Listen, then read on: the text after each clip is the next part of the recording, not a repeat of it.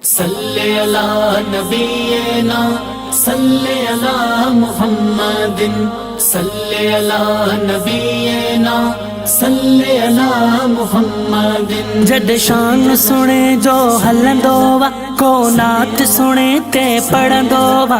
जद शान सुने जो हलंदो वा को नात सुने ते पढ़ंदो वा। बुद्ध शान तू ठरंदो कह दरूद तू पढ़ंदो दरूद तू पढ़ंदो दरूद तू पढ़ंदो दरूद तू पढ़ंदो।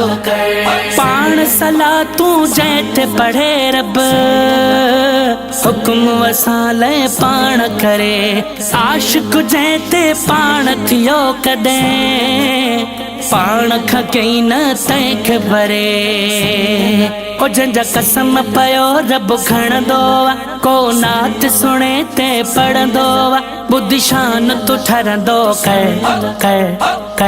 दरूद तू पढ़ंदो दरूद तू पढ़ंदो दरूद तू पढ़ंदो दरूद तू पढ़ंदो। डुबरियूं बकरियूं खीर ॾियनि सॼे घर जा भर जो थाव वञ। हथ सुहिणे जो फिरंदो वञे बस बीमार थियो पो चाक पवण। खीर खुश थी हर को पीअंदो को नात सुने ते पढ़ंदो। बुद्ध शान तू ठरंदो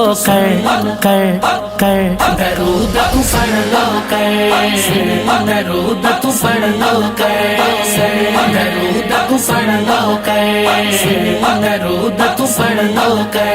पाछो न जे जिस्म जो थियो आ पघर में मौला खुशबू कई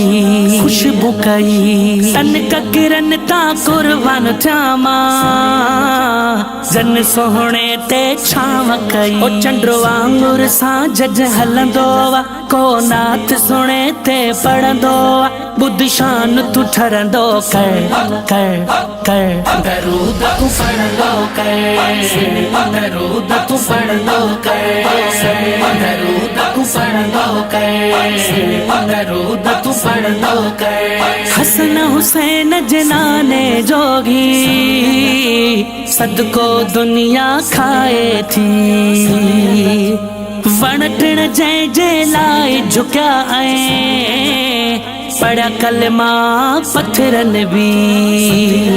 जंहिंजे सदके सभु कुझु मिलंदो को नात सुने ते पढ़ंदो। बुद्ध शान तू ठरंदो